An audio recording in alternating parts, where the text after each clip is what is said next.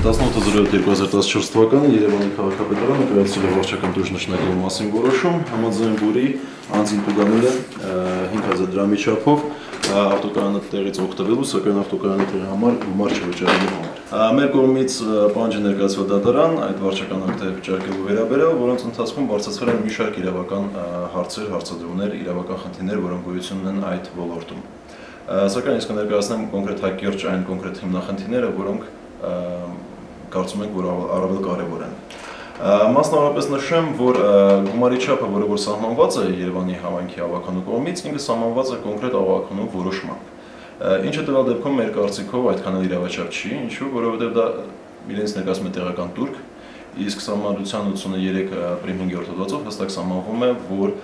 տուրքերը, տեղական տուրքերը այդ թվում նաև, ինչպես նաև հարկերը պետք է սահմանվեն բացառապես օրենքով, իսկ ավականու որոշումը ինքը չի հանդիսանում օրենք։ Ոստեղ այստեղ խնդիր է առաջանում, թե ինչքանով է իրավաչափ, որ ավականու որոշմամբ են սահմանվում այդ դրույքաչափերը, բացի այդ նաև սահմանվում են վճարման կարգը։ Երկրորդ իրավական խնդիրը, որը մենք կցանկանայինք բարձրացնել, դա տվյալ դեպքում այնն է, որ տուրքերը ընդհանրապես, լինի դա պետական տուրք կամ տեղական տուրք, մասնավորապես տվյալ դեպքում տեղական տուրքի մասն է խոսքը, Սահմանադրության 106-րդ հոդվածը սահմանում է, որ համայնքի կողմից կարող են սահմանվել այդպիսի տուրքեր ծառայությունների մատուցման դիմաց։ Եվ ընդհանուր առմամբ, եթե օրինակ վերենք նաև կառավարության որոշումը, որով սահմանվում է ավտոկայանատեղերի կարգի վերաբերյալ ընդհանուր դրույթները, ապա այնտեղ նաև սահմանվում է, որ ավտոկայանատեղերում պարտադիր պետք է նշում կատարվի, կահավորվի, ուրեմն վճարովի ծառայություն վահանակով։ Ստացվում է այնպիսի իրավիճակ, որ այդ պետք է մատուցվեն ծառայություններ, որոնց դիմաց ուրեմն կարող են գանձել ինչ-որ գումարներ, սակայն տվյալ դեպքում կարող են փաստել, որ որևէ ծառայություններ ուրեմն ոչ Երևանի քաղաքապետարանի, այդ թվում նաև Parking Cities ՓԲ ընկերության կողմից չեն մատուցում։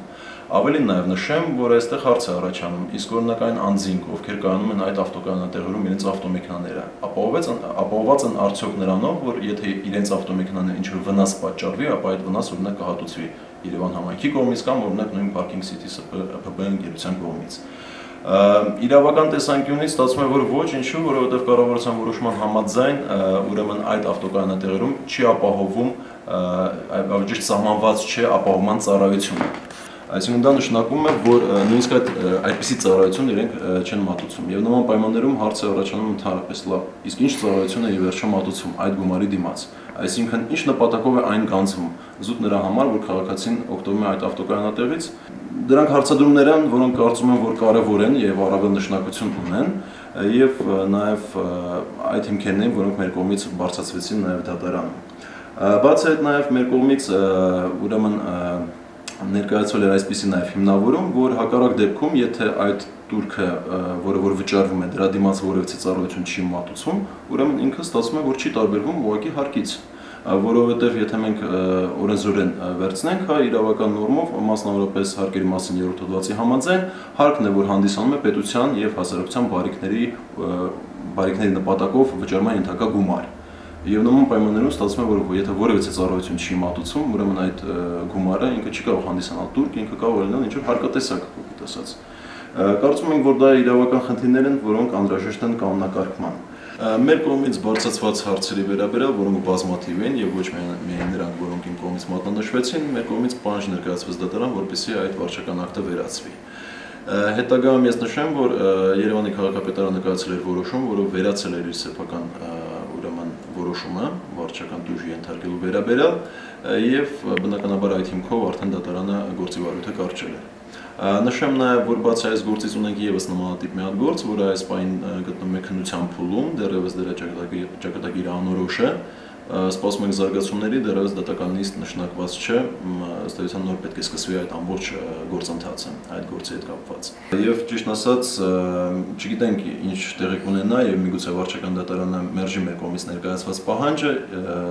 այնուամենայնիվ պատրաստվում ենք նման պայմաններում դիմել Սահմանադրական դատարան եւ բարձրացնել հենց Սահմանադրականության հարց, որպեսզի այն նորմերը, որոնք մեր կարծիքով տվյալ դեպքում չեն ապահովում այն չափորոշիչները, որոնք պետք է ապահովեն, այսինքն նաեւ տվյալ դեպքում Սահմանադրական իրավունքն են անձի խախտում, որպեսզի դրանք ճանաչվեն Սահմանադրության հակասող։ Միգուցե չենք ստանա այն արդյունքը, որը որ ակնկալում ենք, բայց նորից եմ ասում, մեր համար խնդիրը հետեւյալն է, որ ոչ թե ինչ որ ուղղակի մեր բողոքը բավարարվի կամ մեր պահանջը կամ մեր հայցը բավարարվի, այսպես ասեմ, այլ որպեսզի այս հարցադրումները, որոնք առաջ են քաշում, ստանան իրավական լուծումներ, այսինքն կանոնակարգվեն, ավելի լրամշակվեն ստանան իրավաչափ բնույթ, այսպես ասեմ։